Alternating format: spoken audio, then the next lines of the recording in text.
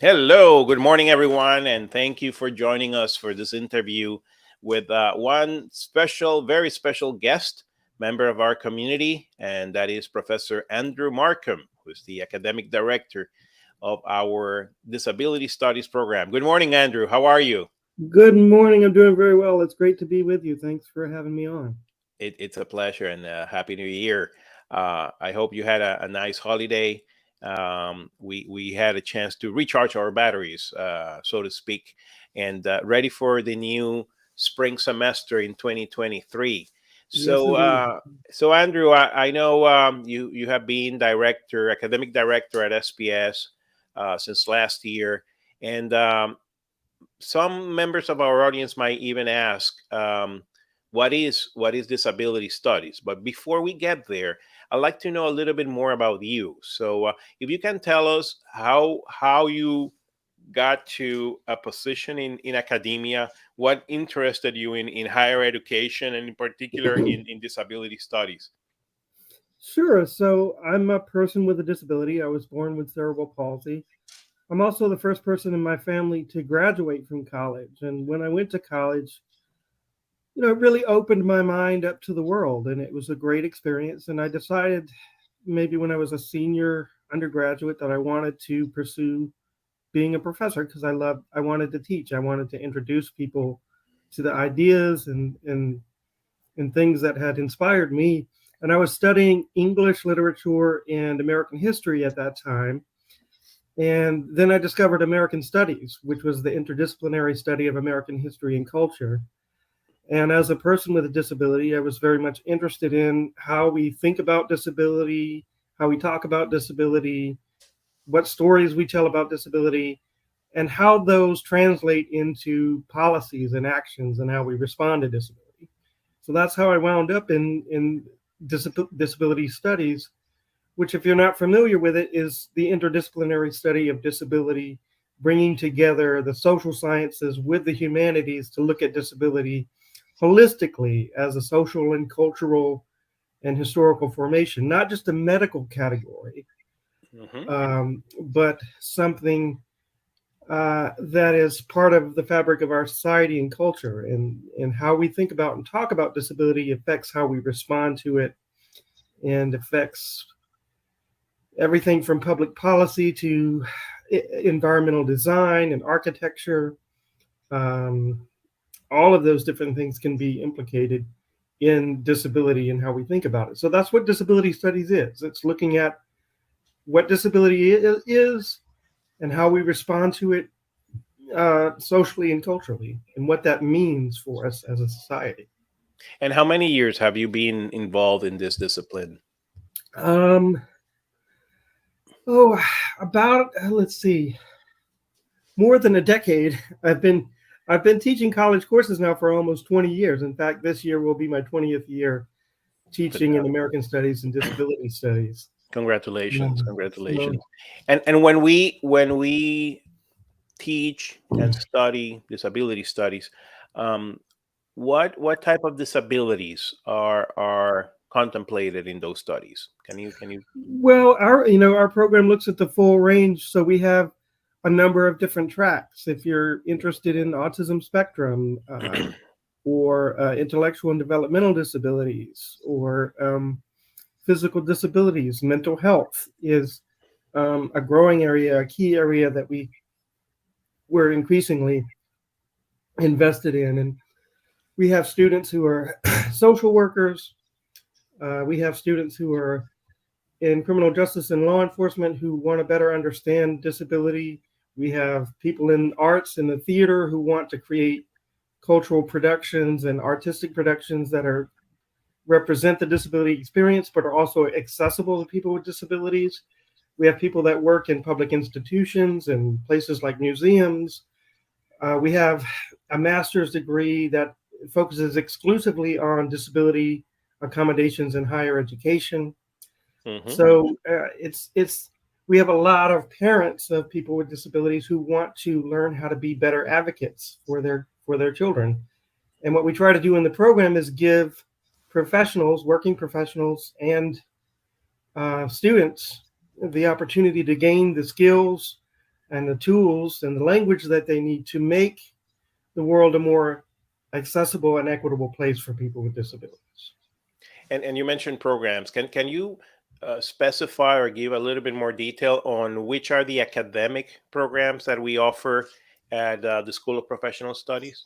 Sure. So we have we have a baccalaureate, a Bachelor of Arts in Disability Studies, which is that interdisciplinary degree that I've described.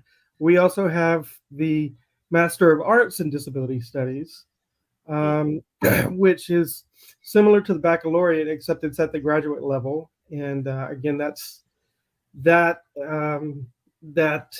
degree program attracts people from a wide array of professional fields who are interested in accessibility and equality of access and opportunity for people with disabilities. Then we have the Master of Science degree in Disability in Higher Education, Uh-huh, which interesting. was developed in collaboration with the Association of Higher Education and Disability. Mhm. It's called AHEAD. You can go to ahead.org if you want to learn more about that. And that is really focused on higher education professionals and administrators in working to create accessibility for students with disabilities and accommodating students and providing educational opportunities for students. Fantastic. So we have three academic programs: a bachelor's in art, a master in arts, and a master in science. The master in science particularly focused on higher education, correct? Right. And I Uh, should say we also have two certificate programs. Great. So we have the certificate program in disability studies and the certificate program in disability in higher ed. And a lot of students who maybe are not ready to commit to a full-on degree program can get the professional credential of a certificate through our programs, and that will open up professional opportunities for them, but also give them a sense of, do I want to go ahead and do a full-on degree or not? And so a lot of students start out with that certificate, and then they do decide to go on and complete a full degree. Now, I imagine some students also, apart from starting either from a certificate, they might start at the bachelor level and then continue towards the master's Sure. degree. As a matter of fact, we have several professors at SPS who initially started their academic career at SPS, Mm-hmm. which is a testament to the quality of the program. It's a program that has been taught for over a decade at SPS, one of the initial and most successful ones nationwide. So I'm really, really pleased with the way that the program has evolved. But I wonder, for students who are contemplating a career in disability studies, what types of job opportunities or pathways? You mentioned social work a little Mm-hmm. bit ago, but can you tell us a little bit about what other potential job pathways might be available to them? Sure. So it really depends on where you're at professionally and what your career is and what your investment in equality of access and equality of opportunity for people with disabilities is. So, architecture and design has always been an interest for me, and designing more accessible spaces is important. And I think that our program offers people the opportunity to learn about disability from a holistic perspective that's going to inform their career in that area. I think that if you're a person who is already working in the disability services fields, so if you're, uh, direct service provider, Medicaid service coordinator, uh, Psychologist, I would imagine. psychology. Yeah, sorry, the screen changed. I thought we lost each other there for a No, minute. no, I'm here. I Uh, just wanted to give you a more of a focus as you were explaining. yeah, and I mean, even things like you know, all areas of public policy, whether we're talking about public transportation or education, special education, um, mental health and mental health counseling. I mean, I think we're becoming more and more aware of the importance of understanding um, disability and diversity. Hmm. Mind-body differences, access and functional needs, and the fact that if we want to create a world that is more sustainable and more just, we need to better understand how we accommodate difference and incorporate and celebrate diversity in everything that we do. And I really think that disability studies is in an excellent position to help people do that, not only through the theoretical work that we do in the field to understand what disability is and why it matters, but also through the practical hands-on experience that we encourage among our students. Again, most of them are already working professionals, so they're Okay. already working with people with disabilities on a daily basis, whether that be in uh, congregate settings or our community rehabilitation or in the school system or in government offices. I've been having meetings over the course of this semester with the Bronx DA office. Mm. The district attorney's office in the Bronx is interested in building a workplace that is accessible and inclusive of people with disabilities, and understanding that people with disabilities are disproportionately impacted by the criminal justice system. But the criminal justice system is not really designed to accommodate and support people with disabilities. So they're looking to how do we build a better system that accommodates disability. I've been working with a grassroots mental health organization in the city this past semester to develop educational programming around mental health and mental health awareness that incorporates what we call the social model of disability and mental health, which is really understanding, again, that it's not just a medical category or something to be cured, but it's part of the spectrum of human diversity and experience. And when we start to understand it that way, we can build uh, better policies and better systems. Fantastic. And one question some of our audience members might have, and by the way, we have a very active community listening live. We have received several comments. So thank you everyone who is commenting. Feel free if you have any questions for either Andrew or myself to add it on the comment section, and we'll do our best to address that question. But one thing I wanted to make sure we clarified for our audience. Even though Mhm. our program is based in New York City, CUNY is as all of you or most of you know, one of the preeminent higher education institutions in New York City. We offer our program nationwide. Actually, we offer it globally. We have had students who have contacted us from as far away as the United Kingdom who are interested in the program because there are actually not that many programs with the history, with the expertise that we offer. And we do offer our programs fully online. So if Right. you are a student who needs the flexibility of space and place, and you want to take either a bachelor's degree or a master's degree in disability studies, we can offer that option to you. So I like if you could, Andrew, explain to our audience how is the dynamic of an online course, i.e., how can a student, say, in the United Kingdom participate just as fully on the academic program as a student who might be physically in New York City or California or Latin America, whatever they happen to be. Yeah, so as you mentioned, the online environment offers a great deal of flexibility for students because the courses are online and asynchronous. You can take them anywhere. And I think that the online environment, from a teaching perspective, it offers the opportunity um, to engage in a wide range of different ways, whether it's incorporating media and digital um, content into the course. Hmm. giving students the time and flexibility to read and review and respond to materials um, when they're able, which I think enriches the discussion and the educational experience, because you're not limited to a specific time and place. You can take the time to really dig into the material, think about it, Hmm. reflect on it, engage with your peers in the online environment.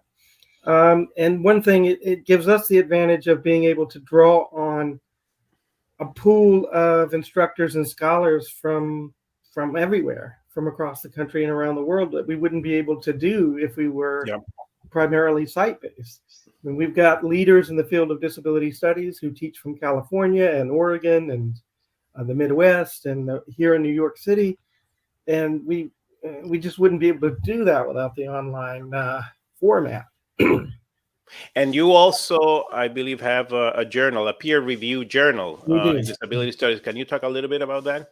Yeah, so the journal was launched not too long ago, maybe 18 months ago. I think we've done now 3 volumes, and we're preparing to do a launch of fourth in the at the end of the spring, early summer.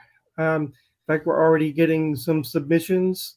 And the journal is the Journal of Teaching Disability Studies. So it is a journal that is focused exclusively on teaching disability studies and disability studies pedagogy, and how do we, why is it important? Why does it matter? How do we teach it? How do we apply it in our workplaces and in our professional endeavors?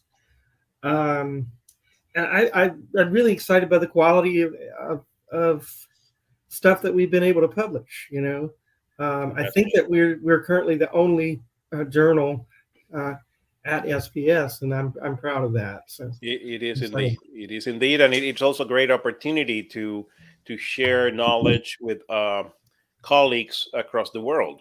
So Yeah. it really is a center of expertise of the School of Professional Studies, and we're very proud of it. But I it gives the wonder students if the chance also to develop professionally and develop those connections and have some of their research, an outlet for their research. So it's a great asset to students as well. so. Some of those prospective students might be asking, what are the requirements? Are there any specific requirements to enter the program? Yeah, so if you go online and you look up disability studies at SPS, you can go to sps.cuny.edu/disability-studies-programs, and you will find on that page everything that you need to know about the program. And you'll see a big red Apply Now button. And if you click there, it will give you all the details on how to apply, what the deadlines are. I believe the next deadline round of applications is due in early April, Hmm. and it will explain to you how to apply, what you need to do to apply. Um, you'll need transcripts. You'll do a personal essay. Hmm. Um, it's a fairly straightforward process. And it's fairly simple. And if And I you want, believe there is a GPA requirement of there is. 2.5 So or above, correct?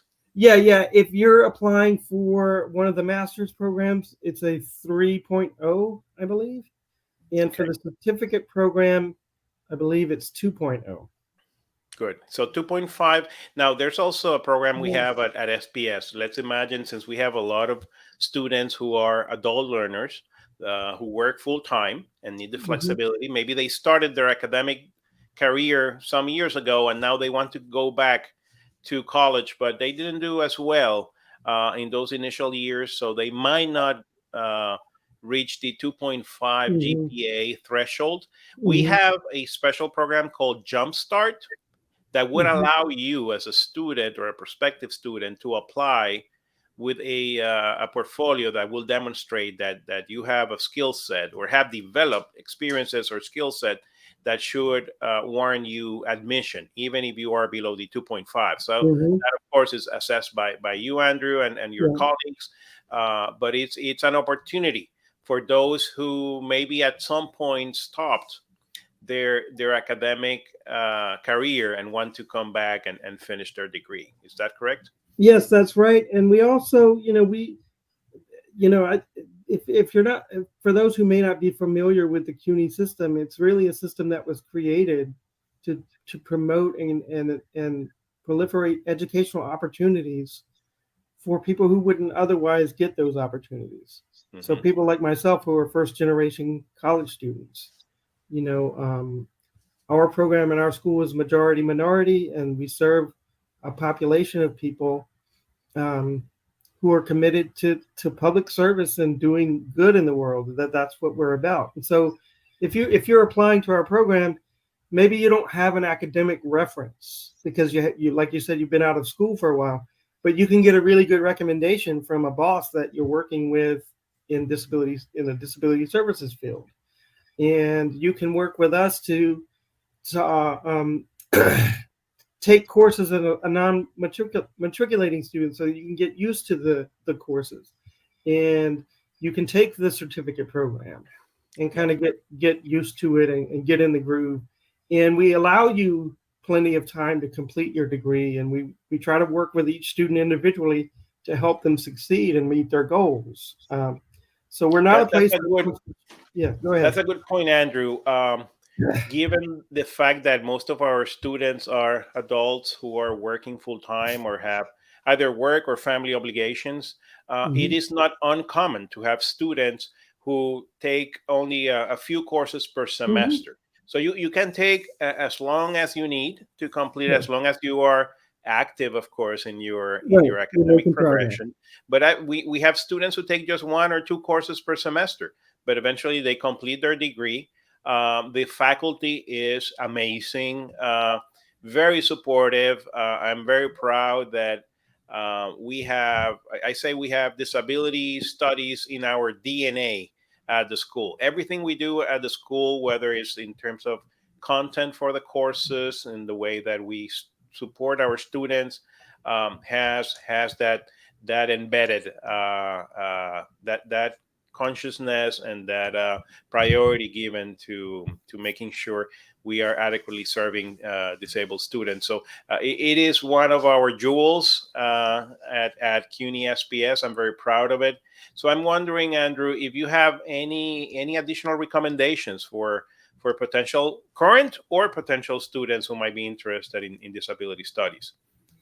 Sure, I think if you have an interest in building equality of opportunity and equality of access for people with disabilities, whatever that means for you in your professional career, take a look at our program.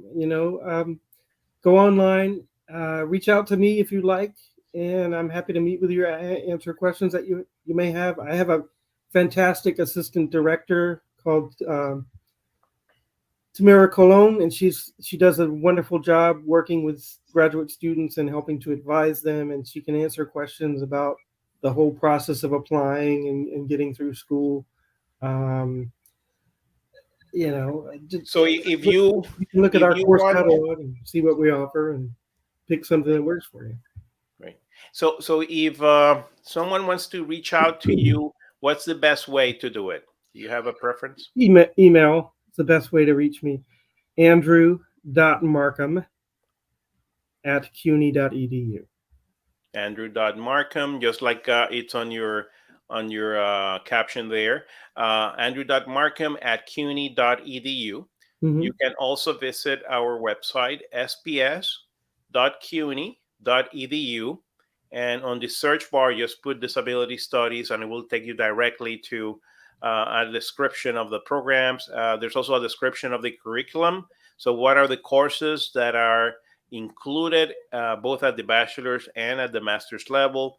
Andrew mentioned something earlier, which I think is important, which is if you don't know whether an online course or an online study program is good for you, we have something called Test Flight. Test Flight allows you to take a brief online course with us at no cost to you so that you can see if this is a methodology and a way of teaching and learning that is well suited to you. So you can also find information about that in our website, sps.cuny.edu. We are very glad and very proud of the success of the program. We have graduated hundreds of students already in disability studies. So we're spreading our community not only Mm-hmm. across New York City, but across the nation and the world. And it's in a big, in a significant part, testament to the importance that disability studies has, the interdisciplinary nature of the program, as Andrew mentioned, the fact that there are many possibilities and many roles and careers that you can pursue. And all of them with a social justice mission. So, any final thoughts, Andrew, that you would like to share with us? Well, I just appreciate the time that you've uh, given to me to talk about our program. I appreciate the audience who's listening, and I want to say again how proud I am of the program and what we're able to offer. I mean, I was thinking just now that we have faculty who teach courses on disability and the law, for Hmm. example, Yes. and they're legal scholars who've been leaders in the disability rights movement, and they're teaching for our program. We have experts in universal design and access and functional needs teaching for our program. We have people who have been leaders in the self-advocacy movement for people with disabilities, intellectual disabilities, um, developmental disabilities for decades, and they're teaching in our program. And there's no other program where you can get that kind of instruction from working professionals, advocates, and disability activists who've been doing the work for decades. I just think that's a great opportunity for anybody who's interested in making the lives of people with disabilities better. Excellent. So Andrew, again, thank you so much for dedicating the time. Best of luck as we start the spring semester of 2023. Look forward to seeing you soon, and to everyone who has participated in this live stream or is watching the recorded version of it. Thank you very much for listening, for joining us, and we hope to hear from you in the future if you're interested in the program. So, Andrew, thank you so much. Have a great rest of the day and the week. And I look forward to seeing you soon. You bet. Thank you again, and you have a great week as well. You Good to too. be with you. See you later. Take care. Thank you so much. Bye Bye bye. bye.